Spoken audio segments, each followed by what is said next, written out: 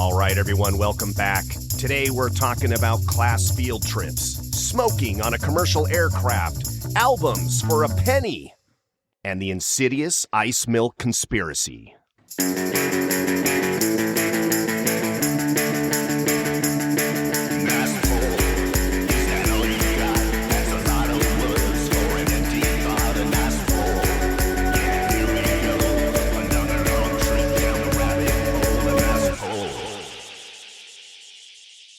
Well, Chris, if I sound a little jet lagged here, it's because I'm dealing with a 3-hour, get this, Chris, a 3-hour time difference. Man, that'll kill you, a 3-hour time difference. I just flew in from Tampa just the other night, and I'm still adjusting to this major 90-minute difference between those two zones. That's how old I am, that's a big deal. I don't even know how people do it when they go to like Singapore. It would take me a week to adjust to that. I have no clue. But as I'm flying, and I promise everyone at home, I'm not going to launch into 100 comedian airplane jokes, or maybe I will. But Chris, I travel enough that they bumped me to first class. Ooh. And that's very exciting. When they announce your name in the terminal, Jeff Thill, please report to the podium. And your first impression is, oh shit, that's it. Somehow my name has ended up on a watch list. Somehow. Or there's some kind of an issue. I forgot that in my my carry-on, there was, oh man, did I put that that bottle of kerosene in there again or whatever. So you put your flamethrower on. I was so happy, when they say, oh, well, you've been traveling enough that we're going to bump you to first class. And yeah. And Chris, first class, I would never pay for it. Have you ever been in first class? I've been in I was in international business class. Ooh, international business class. Yeah, and that's a long story there. It was not by my doing. Coming back, my wife was on a business trip that I tagged along at the end. And long story short, yeah. So it was pretty cool though. But I can only imagine, hot towels and like actual utensils and stuff like that. It was pretty cool.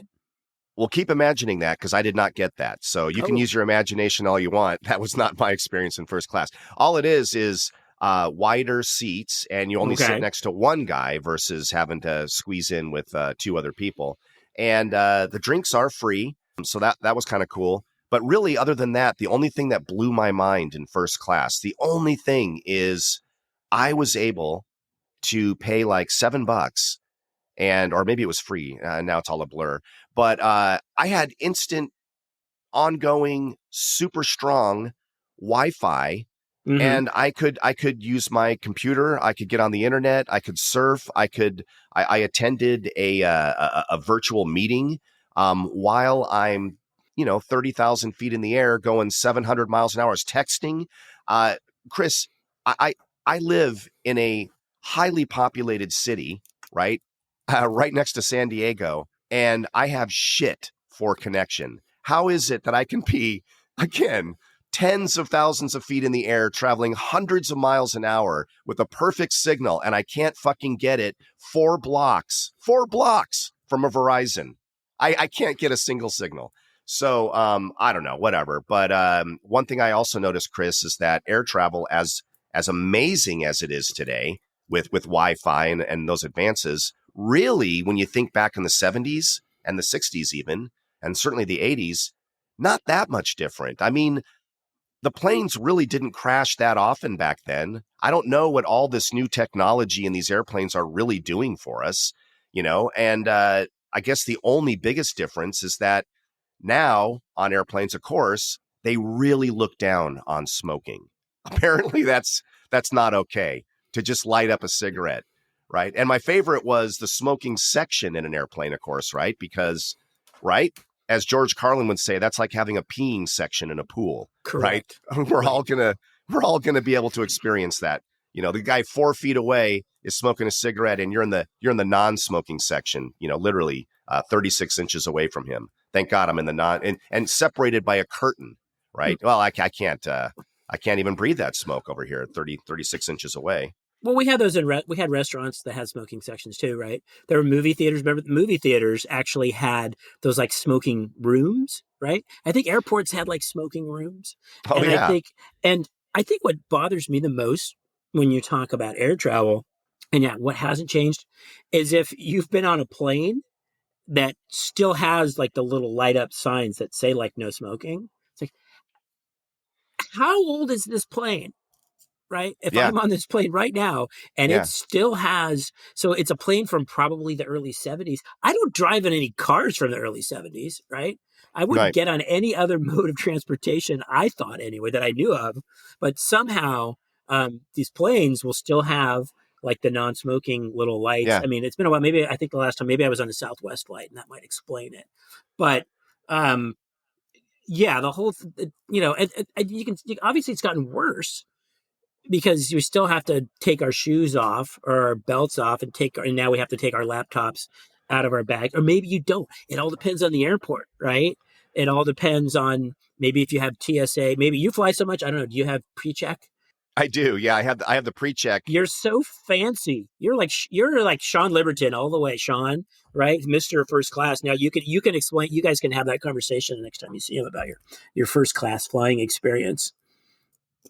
Well, it's true that the precautions that have been put in place now due to, this world that we live in, and back in the day, of course, I'm assuming you could just check your gun right there at TSA, right? Back in the 70s. Don't worry, I only have one bullet. Oh, okay, you're good. Get on board. But no, absolutely, right? After 9/11, the United States had to take a hard look at airport security.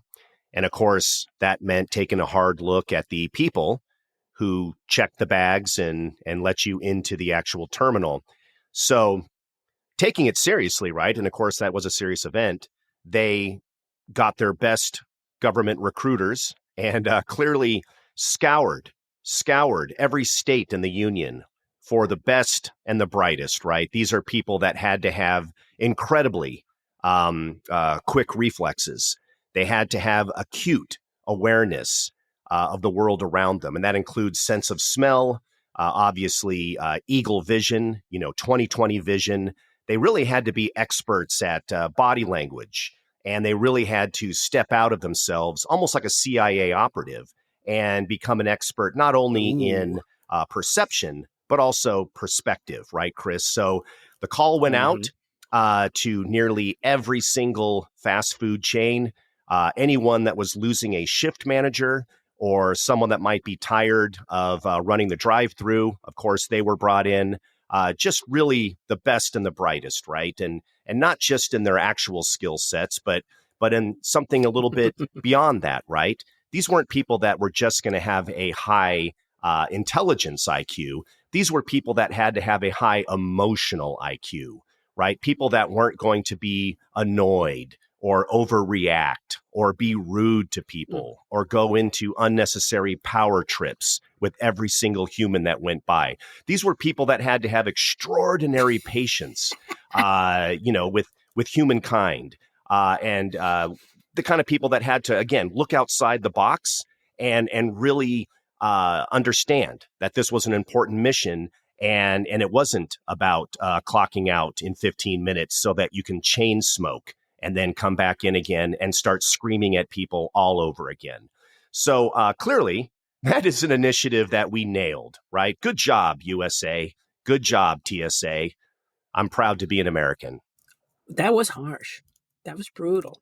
But I mean, airplanes back then too, Chris. I mean, have you seen some of these videos that you can, catch on the old Instagram where they show how big some of the aircraft were back in our day, PSA and TWA, how it looks like a living room, right? It's just such a wider body and so much more room to do things. And people are literally getting served like a fucking turkey when they're sitting down, right, to have their meal. It's like, what is happening? Is that gravy and mashed potatoes? That's what, is that cranberry? What is that?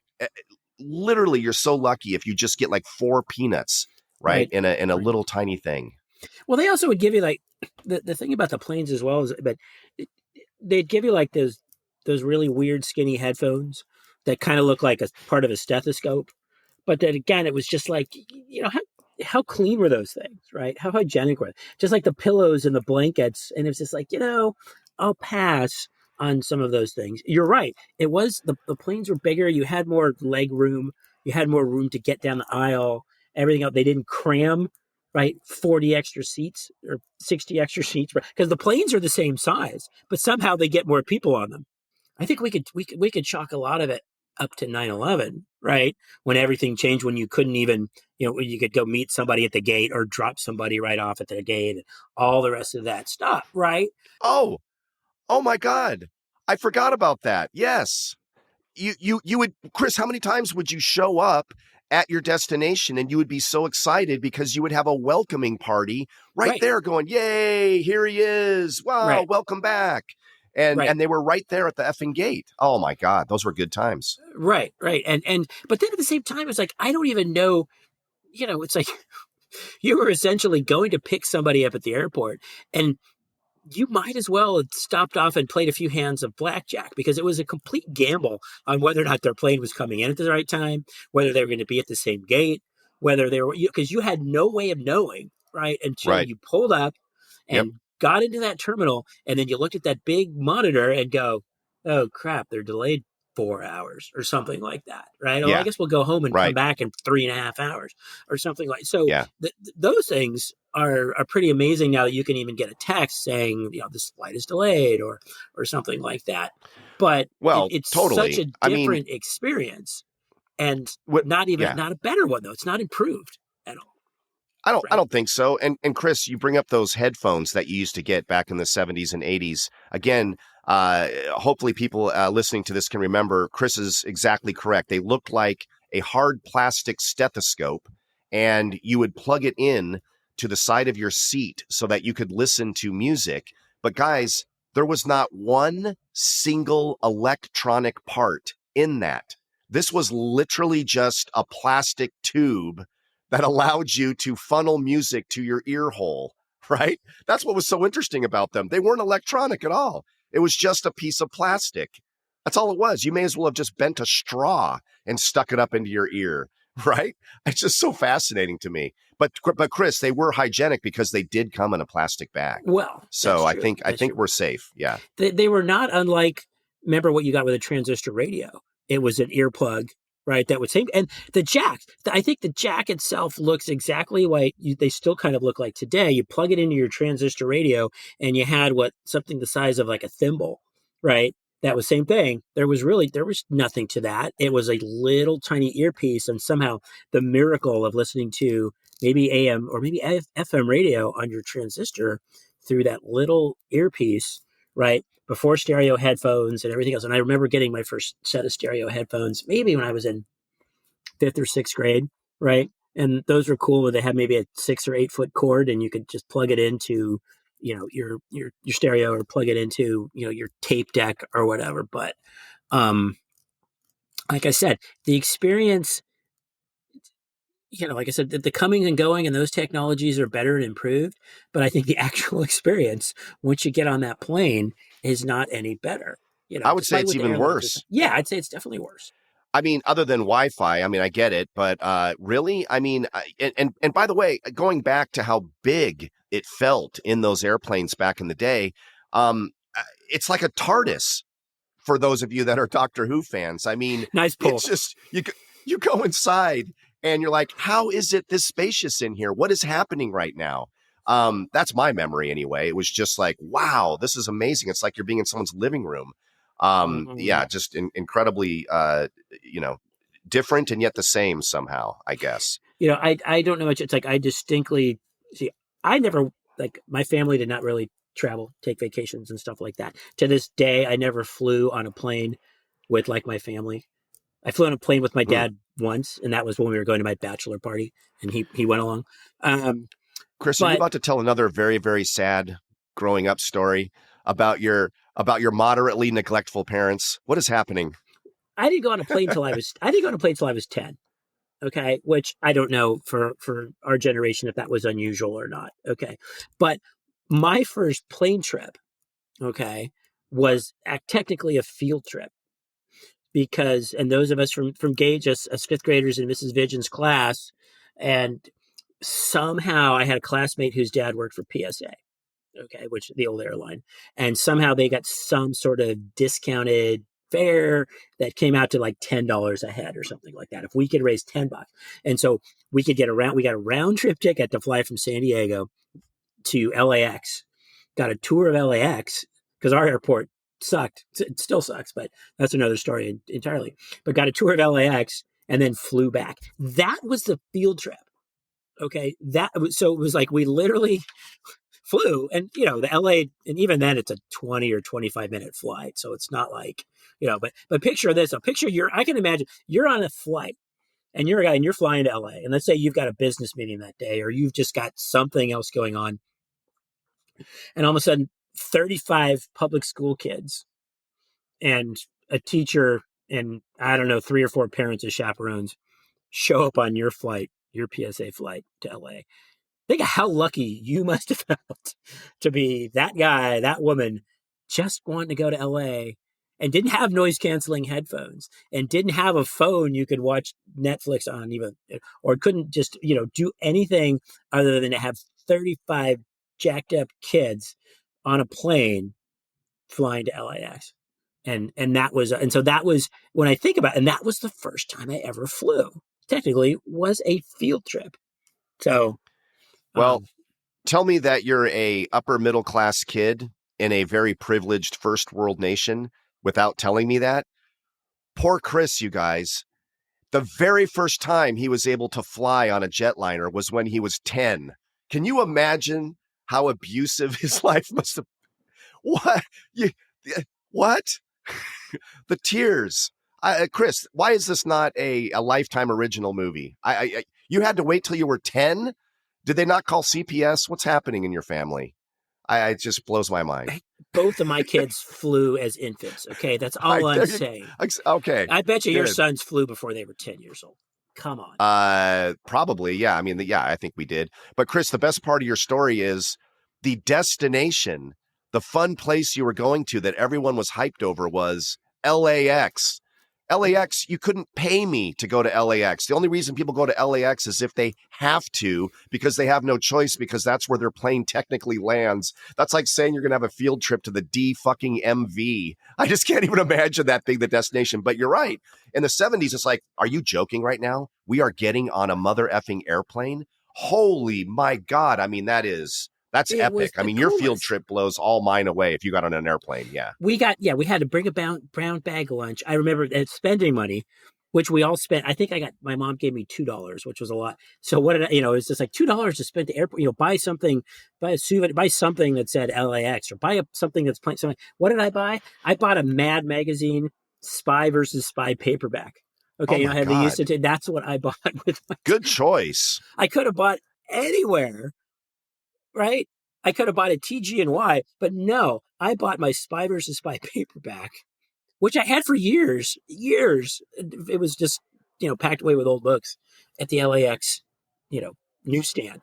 And, I think that's a very fine purchase at the time. Spy versus Spy. Amazing. Who cares where you get it from, man? That's some good reading material. The great thing about Spy versus Spy is you don't have to read anything. You're just watching them do it. It's all just visual stills. That's my favorite part of Spy versus Spy. That's a very, very awesome deep pull there. Yeah. Right. Somebody gets blown up, gets a building dropped on them, gets stabbed, gets shot, and then they're all back the next day to start all over again. So next day, the next page. The next panel. Right. Look, you talk about field trips. I'm making fun of LAX because, of course, who as an adult would want to go there, right? But as a kid, dude, like I said, you blow me away with the fact that you were on an airplane. But when I was, your age back then, field trips were the most exciting thing in the world. You had to go home a couple days ahead of time and have your parents sign the release, and my dad and mom never looked at where we're going. I don't know that they didn't care, but they certainly, you could have told them later that we're in a Lebanese prison. Like, oh, is that where you guys ended up? So you're so excited, right? And then the day of the actual field trip, all the anticipation, right? And an airplane, I can't even imagine, but a bus, you're usually getting in a bus and going somewhere. My favorite thing, though, Chris, was it didn't have to be an amazing destination, clearly, by your field trip. We went, get this, in terms of fun field trips, to a grocery store. A grocery store, right? We just went to a grocery store called Savon, which is still around in a bunch of areas down here. And this was the big field trip. Get in a bus, go to the Savon, and they're going to show us, I'm not joking, Chris, the back area where they have a trash compactor. And we all just stood around wide-eyed with our jaws dropped on the floor while they put cardboard boxes in it and squished them. Like, oh my God, greatest field trip ever. This is absolutely amazing. Then we went behind the scenes and we saw where they had two-way glass and you can actually watch people shoplifting live, right? Just like a television show. But guess what, Chris? They can't see you. Mind's blown. Two-way mirrors. Oh my God. And then we all start thinking to ourselves, wait a minute. What other mirror is two-way? How many people have been looking at me? Is that what it's like in the bathroom? Do the bathrooms have two-way mirrors? Well, the manager at Savon wouldn't tell us either way, but I got the sense that they might. Anyway, that's it. And then the big excitement afterwards was you go to the ice cream, area and you get to get a scoop of ice cream. And I mean, seriously, man, those memories last a lifetime, right? Trash compactor, two-way glass, an ice cream, get back in the bus. Woohoo! Man, that was a good trip. Well, I think we finally settled the Gage versus Green debate on maybe what was a better school. Like you guys had magicians and things like that, but you went to Savon for field trips. First of all, as a veteran, somebody who actually worked at a grocery store after elementary school, the machine you're referring to is called a baler, right? Where they would cut bales with cardboard, would get crushed down and would become a giant bale. Okay, that's number one. Okay, good. Number two, that's not real ice cream. Okay, I mean that's technically, and that's why it's 15 cents or 10 cents a scoop. It's ice milk. So I'll be darned. Hold on a second. Now wait a minute. Back up. There's no cream. It's just milk. It's ice milk. It's not. Yes. So taste. I'm not saying it tastes bad, but it's not the same thing. You can't. I'm sorry. You can't just skate past this. Hold on a second. The whole time that I go to these Thrifties and the Savons and all these different stores, and I go in there and I pay my 15 cents for a single scoop or a quarter for a double scoop, and it tastes creamy and delicious. And you're telling me this entire time it was not ice cream, that they falsely advertised it. Chris, it said ice cream up there, and you're telling me it was just iced milk. Holy shit. I'll be damned.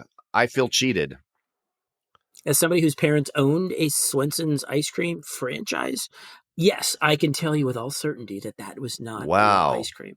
I didn't know that. I didn't know that you were part of Swensen's royalty. Oh my goodness. Well, not exactly. But yeah, I mean, I think even now, I think Rite Aid has it, and it's not ice cream. I said it's tasty, and you can get those little. It's fun. It's a scoop. It's like square, right? Or it's not a traditional scoop. They all have the same shape, right? But not ice cream. Here was my favorite part of that, though. I will say, Chris, ice cream or not, ice milk, ice cream. The best part of that day, I still have a memory of it, was one of the kids noticed after the first 6 or 7 kids chose what ice cream they want. And there's about, 18 different buckets of ice cream there. And they all get their ice cream and they're frantically licking their ice cream. One kid goes, "What's that back there?" And they say, "Oh, that's called champagne sherbet." Champagne sherbet? Well, hold on a second. He goes, "Can I have some?" And she's like, "Of course." And then every kid was like, "Wait a minute, what? We can drink? This is insane." We all just assumed, right? Champagne sherbet meant that it's, alcohol ice cream, basically. And right. So as soon as he ordered it and they handed it to him, we couldn't believe it. Like, I can't believe these adults are letting this happen. He eats it and he's like, "Oh my God, it's delicious." And then all the other kids start ordering champagne sherbet. And this is what happened. And I had the champagne sherbet. By the way, it was effing delicious. And it did taste just like champagne. There was almost a riot where the other 7 kids felt so cheated for not getting the champagne sherbet that a fight almost broke out. Like the Sharks versus the Jets. It was like gang warfare. And they're like, there was literally a kid that threw his ice cream on the ground in defiance and was just ready to, like, whatever it takes, man. I got to get me some of that champagne sherbet, man. Yeah, that's a teacher that did not expect she's thinking, grab your ice creams and go back on the bus. Let's go home. And all of a sudden, it's just like a fucking riot. Oh, my goodness. Considering your propensity to indulge in fights and rock fights and whatever kind of fights, knife fights, all of your fighting history, it's good that you were not on the wrong side of the champagne sherbet war. This was one of the rare times that I was not the instigator, but I did fight in it. I defended the champagne sherbet kids to the best of my ability. But tell me that you went on a field trip that was not at a strip mall. I know, right? I mean, there had to have been something else that, now it may not have been flying. It may not have been, in a 727, flying to LAX, but. Chris, of course, you might be, not realizing the other field trip I took, which was to a lumber yard. And Chris, guess what was there? Lumber? Yeah, just a bunch of wood. Did they let you drive the forklift at least? No, nothing like that. It's still just as exciting. We got to be out of school and we got to take the bus, and just taking the bus alone was the fun part, right? Because you get to. But was it Builder's Emporium or Handyman or something like that? So was it? It was literally some people might know this. There's a city down here in San Diego County called La Mesa. So it was the La Mesa Lumber Yard. And we go there. And again, the bus ride over is the most exciting part. But yeah. And so here's how the guy organized it. Clearly, whoever was our chaperone or our guest host or whatever that worked there. Can you imagine a lumberyard guy being told a bunch of kids are going to come by? All he's trying to do is just stack wood and get it the F out of there. And he's got to entertain these, 27 kids. A guy who's probably not happy with his career choice. And all of a sudden he's got, right? Because isn't that a point of field trips that you're supposed to learn something? Right? What exactly were you learning at the lumberyard? The difference between cedar and pine and oak, right? How to cut against the grain, how to stack a cord of wood. What did you learn, Jeff? Tell me what we all learned today. Chris, I wish you had been there. Those are all great topics. Those are things that I wish I could have learned. Here's what we actually did. The guy walks us down, 200 yards, down this little alleyway, stacked up 15 feet on each side of you is just all different types of lumber. And he's not saying, like you just said, the different types and they're made for this. And most homes are use this type. And here's the saw. And this is how we strip the wood. Instead, it was, that's oak. That's redwood. You got cedar over there. Now that's birch. We don't get birch in too often. Yeah, that's the saw. I'm not going to fire that up. And that's all it was, right? And we just did that for about 10 minutes where he just pointed to shit. See all that over there? I got to get that out of here. So by 4:00, that's got to leave. All right, kids, here's a pencil. And that was the big prize that he gave us. I gave us a La Mesa Lumberyard pencil, and then get the fuck out of here. But hey, you know what? Looking back on it, it was awesome because you still got to get out of class. And like I said, when you're hanging in the bus with your buddies, and by the way, Chris, every time you're in the bus, at least with my school, every time we would get so rowdy in the bus that the bus driver multiple times would have to say to us, I'm not joking. I will stop this fucking bus if you kids don't shut up. Did you ever ride in a bus in elementary school without annoying the F out of the bus driver? I think we always felt slightly threatened by the bus because, yes, it did get to that point where they would lose their patience. Again, somebody probably questioning their career choices, but you're driving a school bus, which means you are going to drive kids, right? And you're going to drive them a long distance from point A to point B for most cases. So it's not going to be a quick trip. Yes, I think we probably annoyed or drove every bus driver we ever had crazy at some point. Did you take any field trips to the zoo or Balboa Park? Sure. Or again, did you go to Gemco for your next one? I need to know, as far as, we actually did go to some of the landmarks. We made our way over to, Balboa Park.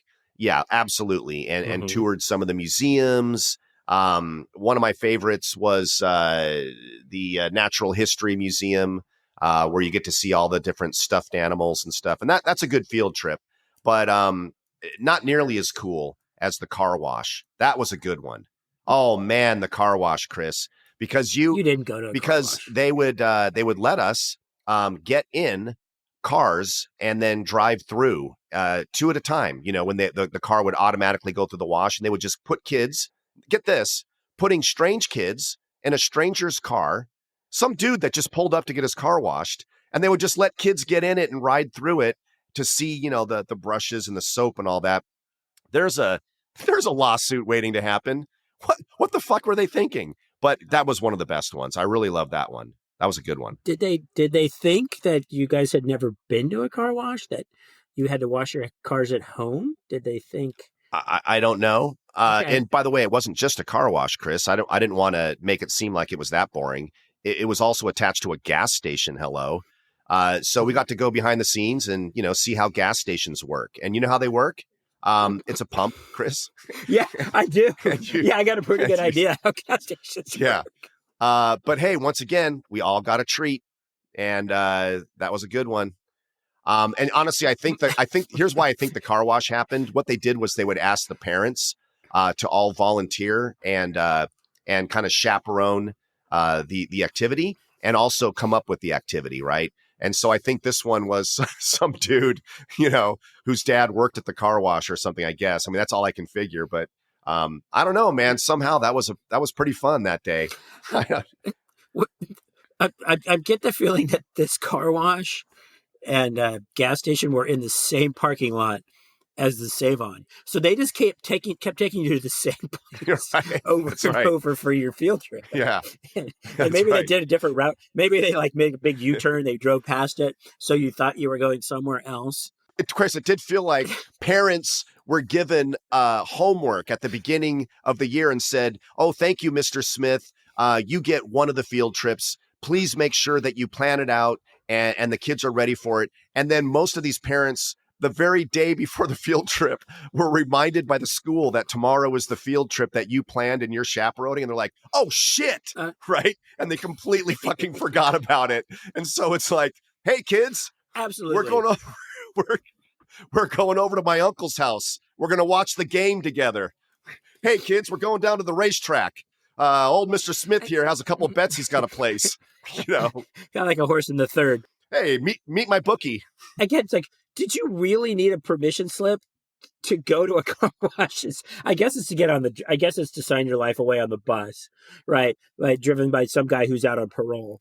But essentially, I just think that's hysterical. I mean, we went to, ours were just too opposite in the sense that they were overly educational. Like we went to Balboa Park and they made us go to the Old Globe and see a Shakespeare play, which is like exactly what every kid in the 6th grade wants to do, is get on a bus, drive to Balboa Park, go to Old Globe and watch The Two Gentlemen from Verona, right? It's like, yeah, that Shakespeare, every 6th grader is into that. So ours were like, or the same thing, like we went to the zoo, right? We went to the Wild Animal Park, and those were great because those were, at the time, they were free, right? So that's why they were, but I guess going to Savon and the car wash was free too. And the lumberyard, Chris. Don't forget the lumberyard. Right, and the lumberyard. But there was always an educational component to it. So it was like, yeah, you had to have a piece of paper, you had to write something down that you learned. It was just like, well, you're taking all the fun out of the field trip because you're getting out of school. I'm not in school. Here's the good news about our school. They didn't take the fun out of it. There was zero educational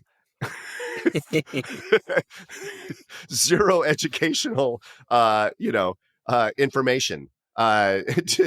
So, I mean, hey, I did get to see how cars are washed without human intervention. I thought that was kind of cool. But anyway, yeah. So, well, the one thing, you know, again, I think I mentioned that we had to come up with like $10 a head to fly on our round trip ticket. Yeah. To LAX. And so, you know, they put it on us, right? Think about, again, we were at that generation where we were, and I was reminded, I mean, I know they still do it. I had a neighbor's kid ask me not too long ago hey, will you buy this discount card for $25 to help the travel softball team? And then you can get discounts to like Jersey Mike's and, Jamba Juice and all the rest of the stuff. It's like, okay. And we had all those things that we had to fundraise for as well, whether it was like, those chocolate bars, the world's finest chocolate bars that people would sell for like $1 a piece. You had to haul around these heavy cardboard, because they were like, it was like, you carry around like 12 pounds of chocolate, which is like, oh, okay. But we had to fundraise, like we had to come up with like $10 a head, because I think they don't think you were really asking parents for $10. So we had a, so again, we were the generation where it's like, remember when they started making cans were aluminum, that went from tin to aluminum, and then you could recycle them, and you could get 5 cents for your soda bottles and all that stuff. So we had a paper drive, which to me is pretty amazing when you think about it. It's like, wait, you actually could bring your like newspapers or whatever, and by the pound, they would weigh them just like aluminum, and you would get, you could get money for it. You wouldn't get very much. I remember collecting aluminum cans for like 6 months and then getting like $2.47 or something like that. Like that's all I got. Right. That sounds about right. So we had this paper drive, and we had this enormous dumpster, right? It's kind of like the size of that thing, like in Star Wars, where they were selling the droids from, where they bought like, it was like this giant sort of, if you can visualize, it was this giant, again, it was a dumpster, but it was like on wheels. Anyway. I think you're referring to a sand crawler, and they're being sold by Jawas. Jesus effing Christ, what is wrong with you? A sand crawler, I'm sorry. I know you don't, you act like you don't know science fiction, and you don't really, come on. I didn't know the name of that thing, okay? Even people that don't know science fiction know that. I'm embarrassed right now. Sand crawler. Good Lord, Chris. Okay, that's so obvious, and there's no pull there. That's not even a pull. Everyone knows what a Jawa sandcrawler is and what it does. The sandcrawler, Jeff. Okay, the sandcrawler. Thank you. Was full of newspapers, and some wise ass decided to burn it down. Okay, so we come to school like on a Monday, thinking we've got all these newspapers where we can like help us, defray the cost of our field trip, and no. The newspapers were a big pile of ash in the sandcrawler. Okay. What? And so, yeah, somebody burnt it down. And what? I'm pretty sure it was. What? Wait. They burnt it down. What? Why? What? I don't understand. They to be assholes, I guess. I don't know. Yeah. Right. Oh. You mean someone like me and my friends, throwing around firecrackers and not realizing, maybe, okay, gotcha. Maybe somebody got set on fire and jumped in the sand. That's right. And that's what happened, right? So, right. So now we've solved the mystery after all these years. Anyway, so the funny part about that is then that became a story.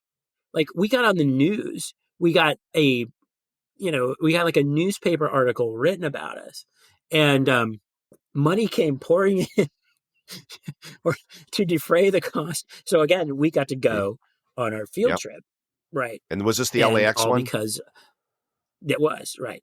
We were always, like I said, selling chocolate bars or selling magazine subscriptions. Everybody had magazines. Do you have any magazines at your house now? Do you have any magazine subscriptions? But I bet you had 3 or 4.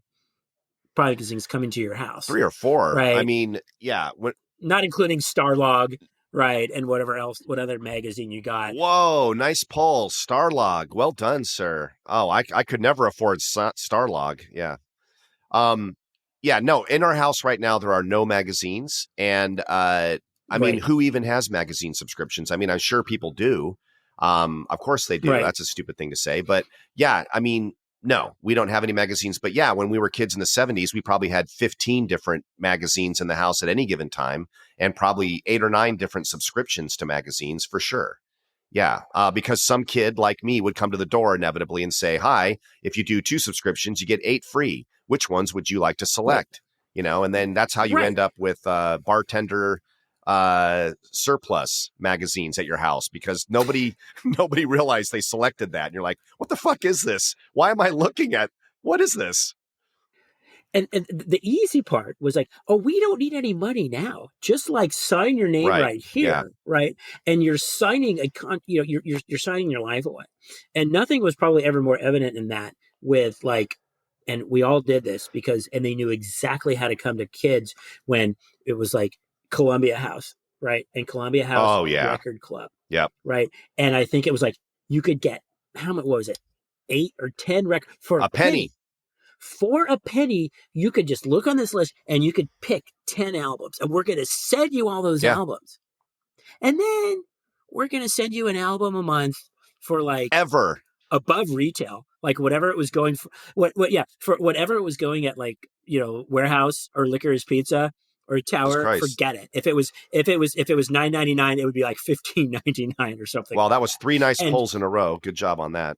Oh, well, thank you. So again, so you load it up. It's like, this is great. My record collection just now, I just got huge because I went and I picked every album that I want and they all came in and it was so exciting. Getting shit in the mail like that when you were a kid was super exciting, right? Buying something because it was always, hey, it's going to take 4 to 6 weeks and shipping and handling and all this kind of crap. And when that finally came, right. We talked about this with Dynamite magazine, and we talked about fundraising to some extent, but I didn't realize, Chris, that you were schlepping chocolate around, and I also never heard your horrible arson story.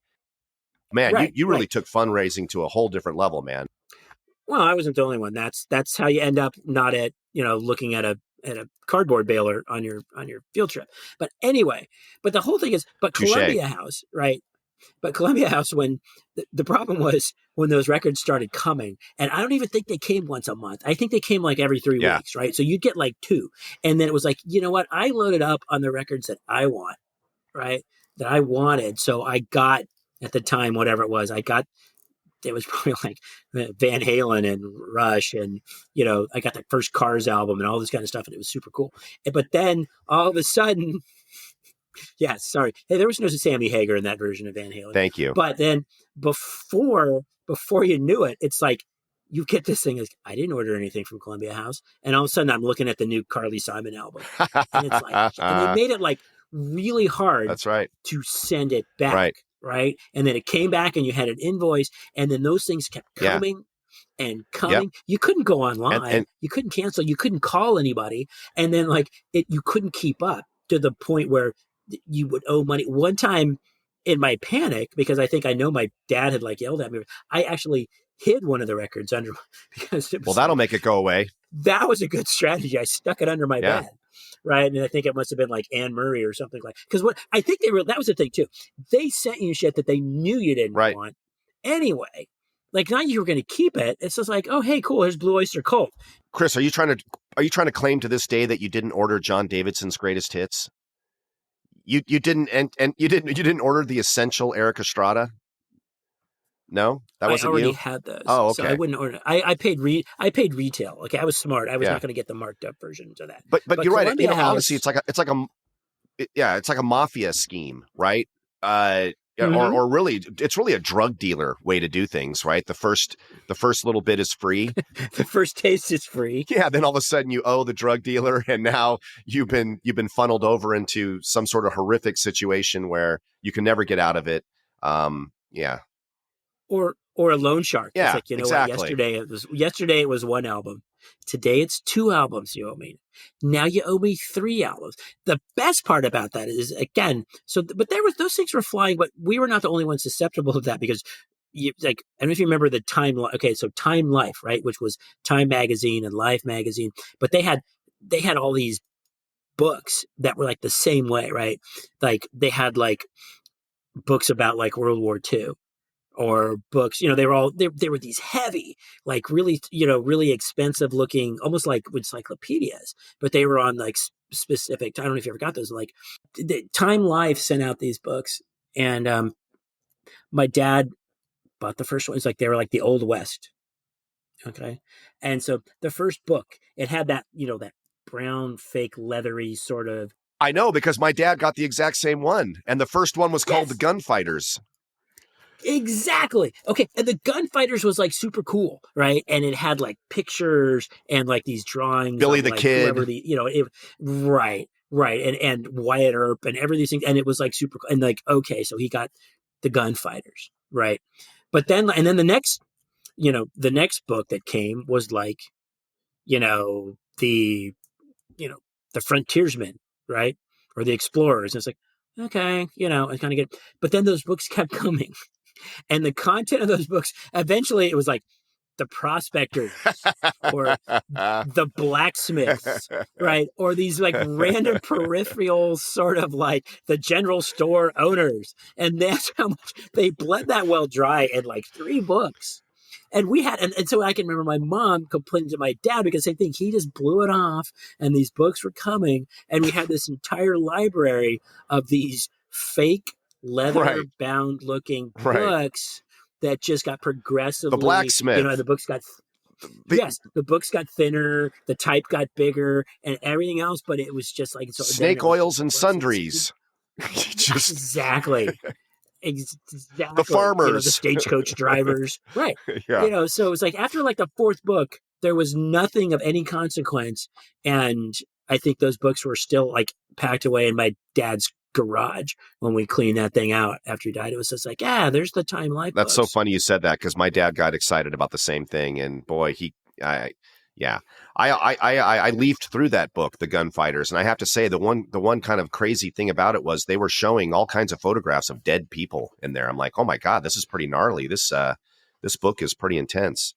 But yeah, you're right. You can't shut off the funnel. Once it started flowing, and how many people, right, were like literally like not making rent on their apartment because they were so worried about the Columbia or Time Life police coming after them. Right, that was kind of a big deal. At the time. But they did have a really eclectic album collection, and they had some really interesting looking books. They knew an awful lot about gold miners and, surveyors from the 1800s. But yeah, it was like, you're right. You couldn't shut it off. It kept coming. And I think, like I said, adults are not immune from that. I think that's what made it really tough. You got to figure, Chris, it's such a genius plan, right? Whether it was, the Columbia or the Time Life, they had a warehouse full of shit. Mm-hmm. Somebody says, look, I just looked at the warehouse, whether it's books or albums, and we got some good stuff in here. Most of it's shit. How are we going to move this, right? I don't know why I always have some kind of Brooklyn accent whenever I'm doing this guy. How are we going to move this? And the guy goes, well, you charge, just pennies for the shitty stuff, but the good stuff, you have to charge, a decent amount of money for. And the guy goes, wait a minute, no, we're going to flip it. Now, hear me out. We're going to give them the good shit for pennies. Now that they're hooked, now we're going to start flooding them with all the shit. And that's the stuff they got to pay for. Oh, my God, genius. And that's how the Ponzi scheme started, I think. I think this is the beginning of a Ponzi scheme, if I'm not mistaken. I think so. And it was, they made it super easy to get what you wanted, and they made it impossible to get rid of it. To stop it. Like you said, it's like, it was like the drug part, right? It's like, man, this is so much fun, and now I got to have it, or now I can't stop myself. You can't turn off the faucet once it gets going, man. And all you think back is the good old days when I just paid 1 penny. Oh, man, if I could go back in time. Why? Why did I do that? I think I did it. I want to say it's like, I think I did it in the 90s. I think they had a CD version. I want to say it was like DMB or no, that's Dave Matthews Band, but something which is equally horrific from the 90s. But thank you for saying that. I didn't want to have to add him to the list. Certainly, yeah, exactly. Something like that, or some sort of variation with CDs, and I think it was a little bit easier to turn off. But it's amazing that they still kept. I mean, I think just so many things that you would get hooked in from seeing on TV, right? And we saw it with the infomercials, which eventually, which were half-hour commercials. Obviously, I'm not defining it. I think everybody knows that. But the fact that you could get drawn in for Time Life, you could get a Sports Illustrated and get a football phone or something like that, and people would respond to that shit. And yeah, I'm pretty sure my dad was probably worse victim of this than I was. I'm pretty sure he had a football phone at one point. But I mean, all of those things that can just, make you so susceptible. Again, I don't know if our generation was. I don't know if it was just. Again, that all started with somebody fucking up an order and they were supposed to get a whole bunch of phones that look like a hamburger, and somebody overseas in Taiwan or China made them look like footballs, and the guy just ended up with a F-ton of football phones, and all he could do was call the people at Sports Illustrated and say, I got an idea. Hear me out.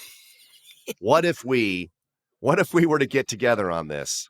And actually the football phone came the kind of the big thing, man. You get that football phone, that's pretty impressive. Who cares about the Sports Illustrated? The football phone was pretty cool. I'll bet those things go for a pretty high price on eBay right now. If you could find a you could probably 1980s football phone. You probably could, right? So I'm sure people who held on to those had the last laugh. And they got Sports Illustrated on top of that. So, well, man, that episode flowed pretty smoothly there from air travel, which, as we determined, is so much different and yet so much the same as it used to be, all the way to field trips. We all realize now that Chris's school definitely taught them something on the field trip. On mine, we learned nothing other than gang warfare. Right into arson, Time Life books. Thank you for that stab at the Dave Matthews Band. We now realize where Ponzi schemes came from and how the mob works. And I think there was a few more nice pulls along the way. So I don't know what else you want from an episode, man. You learned about ice cream also, don't forget. Or better yet, ice milk. Yeah, I don't know why I feel so cheated now. Ice milk. That's the secret. That's how they got it so cheap. Ice milk. 15 cents? Come on. Man. Come on, Jeff. It was delicious, though. Cents. And I'm still to this day searching high and low for champagne sherbet. And I'm telling everyone here, my final thing I want to say on this episode is if you can ever find champagne sherbet, please do me a favor, try it. You will love it. Even if you don't like champagne, it's so good. And send a quart Jeff's way. All right, Chris, what do you think, man? Till next time? Till next time, Jeff.